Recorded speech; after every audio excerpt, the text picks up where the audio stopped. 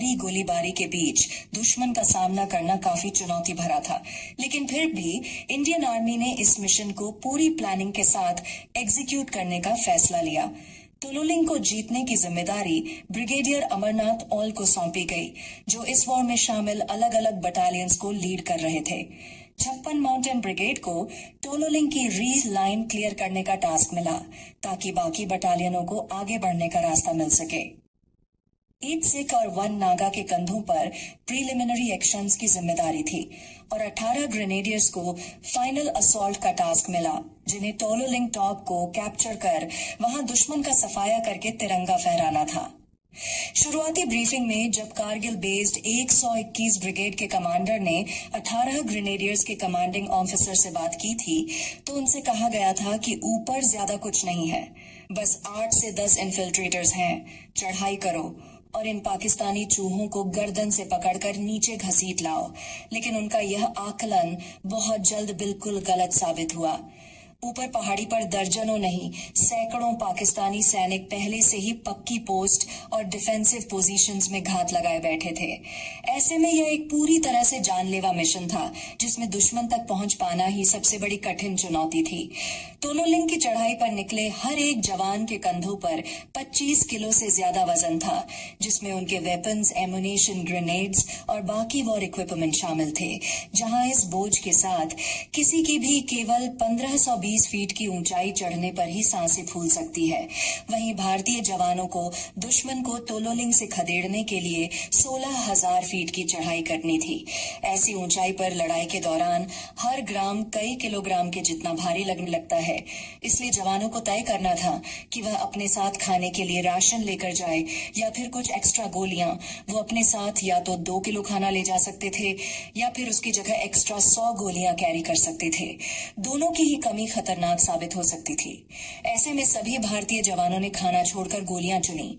आगे चलकर इसका नतीजा यह हुआ कि भूख और प्यास के मारे उनका बुरा हाल हो गया और उनमें से कईयों ने खुद को जिंदा रखने के लिए कई कई दिन केवल सिगरेट पीकर गुजारे थे, क्योंकि दुश्मन को हाइट का एडवांटेज था और वह आसानी से नीचे की मूवमेंट्स को देख सकता था।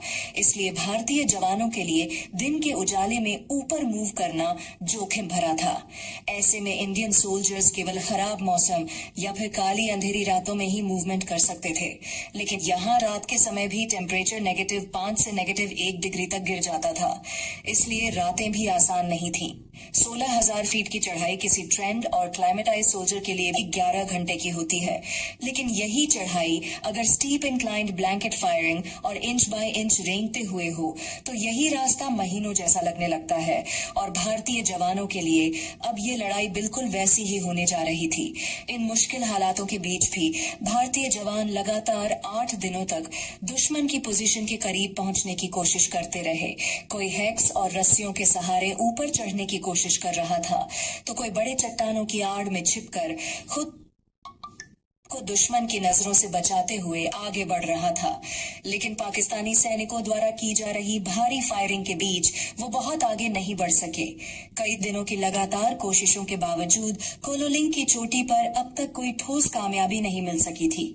ऐसे में 18 ग्रेनेडियर्स को अपनी टैक्टिक्स बदलनी पड़ी और फ्रेश प्लानिंग के साथ नए सिरे से आगे बढ़ने का फैसला किया गया। कर्नल खुशहाल ठाकुर ने एक नया टैक्टिकल प्लान तैयार किया, जिसके तहत सबसे पहले घातक प्लेटून को साउथ ईस्ट पर से आगे बढ़ना था, जिसका नेतृत्व कैप्टन सचिन निम्बलकर कर रहे थे।